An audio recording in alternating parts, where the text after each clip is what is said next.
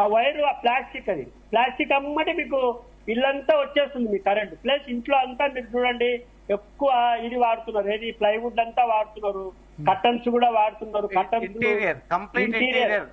Interior వాటి అన్ని curtains polyester ఇవన్నీ. ఇంకోటి మీరు ఈ పొద్దు రేపు సార్ మన ఒక ఇల్లు కూడా తగలబడిపోయిందంటే ఏది ల్యాప్టాప్ ను మన బెడ్ మీద పెట్టి ఛార్జింగ్ పెడుతున్నారు. మీరు చూడండి ఎప్పుడైనా మీరు ఒక ల్యాప్టాప్ ను బెడ్ మీద పెట్టి ఛార్జ్ చేసినాక ఒక 5 నిమిషాల తర్వాత పోయి ఆ బెడ్ దాని మీద చేయి పెట్టండి, వేడి ఉంటుంది. అంటే అది ల్యాప్టాప్ బంద్ చేయాలి, ఛార్జింగ్ బంద్ చేయాలి తప్ప అట్లే పెట్టిపోతున్నారు.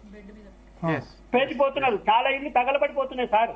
మీరు ఛార్జింగ్ పెట్టేసి వెళ్ళిపోతున్నారు, బెడ్ మీద బెడ్ లో పెట్టుకొని ఆ పని చేసుకుంటుంటాడా, ఎవరో పిలుస్తాడు, ఎవరో ఫోన్ వస్తుందా తీసుకొని బెడ్ మీద పెట్టేస్తాడు. దాని కింద ఒక ఫ్యాన్ కూడా ఉంటుంది సార్. ఆ ఫ్యాన్ తిక్కేసేసి ఆ వైర్ అది వేడికి అది తిక్కేసుకొని ఇల్లంతా తగలబడిపోతుంది. అట్లాంటి ఫైర్ యాక్సిడెంట్లు ఎక్కువ ఉన్నాయి ఇప్పుడు రేపు. ల్యాప్టాప్ ను మంచి మీద పెట్టుకోవడము, ఆ బెడ్ మీద పెట్టుకొని పని చేయించడము, ఇవన్నీ. సెల్ ఫోన్ ఛార్జింగ్ పెట్టి ఎట్లా పోయినా ప్రాబ్లమేనా? సెల్ ఫోన్ కూడా ఛార్జింగ్ పెట్టి తప్పకుండా సార్ అది కూడా ప్రాబ్లమే. సెల్స్ పేలుతున్నాయి, సెల్స్ బ్లాస్ట్ అవుతున్నాయి. సెల్ ఫోన్ అంటే అది డ్రై బ్యాటరీ కాబట్టి అది మనం బెడ్ మీద పెట్టి పోర్ చాలా మంది. బట్ ఇది ల్యాప్టాప్ మేము చాలా సార్లు నోటీస్ చేసాం సార్, ఫైర్ యాక్సిడెంట్లు అయ్యి ఇల్లే తగలబడి. ఇంకోటి ఏంటంటే అసలు వాళ్ళ ఇల్లు తగలబడేది కాదు, పక్కింటోడి ఇల్లు తగలబడుతుంది. చూడండి ఎక్కడైనా ఫస్ట్ ఫ్లోర్ లో యాక్సిడెంట్ అయితే ఆ ఫస్ట్ ఫ్లోర్ మొత్తం అంతా బ్లాక్ అయిపోయి ఆ పొగ మంట అన్ని సెకండ్ కాదు సార్, 19 టాప్ ఫ్లోర్ లో 40-50 ఉంటే ఈ రోజు హైటెక్ సిటీ వాళ్ళకి వార్నింగ్. అట్లే పైకి వెళ్తుంది. వాడు ఏమి తప్పు చేయని వాడికి మీరు ఇంత ముందు కూడా చూసారు సికింద్రాబాద్ లో. అందుకు ఎప్పుడు ఆ ఫస్ట్ ఫ్లోర్ లో యాక్సిడెంట్ అయితే సెకండ్ ఫ్లోర్ లో జిమ్ చేసే వాళ్ళు చచ్చిపోయారు.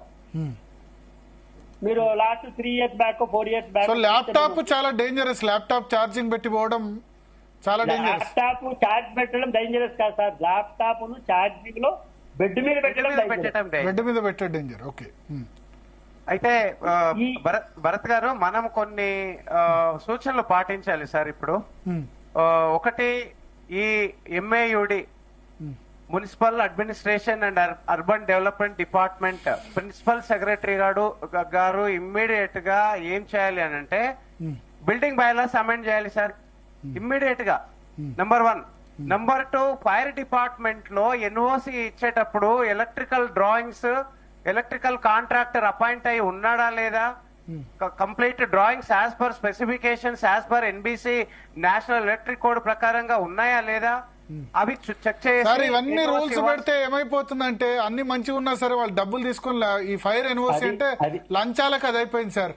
నేను అందుకని చెప్తున్నా, ఫైర్ ఎన్ఓసి, ఎలక్ట్రికల్ ఎన్ఓసి వీళ్ళంతా నేను చెప్తున్నా ప్రతి ఒక్కళ్ళు ఏ ఎన్ఓసి ఇవ్వాలన్నా ఎంత మాకు ఎంత ఇస్తావు, ఈ electricity department, fire no objection, లేకపోతే ఈ సిటీ టౌన్ ప్లానర్. అందుకని నేను దానికంటే ఎక్కువగా ఏంటంటే షార్ట్ సర్క్యూట్ కావద్దంటే పబ్లిక్ ఏం చేయాలన్న యాంగిల్లో ఫస్ట్ మన ఇంట్లో షార్ట్ సర్క్యూట్ ఏం కావాలంటే పబ్లిక్ ఏం చేయాలి. మీరు చాలా సూచనలు చెప్పారు.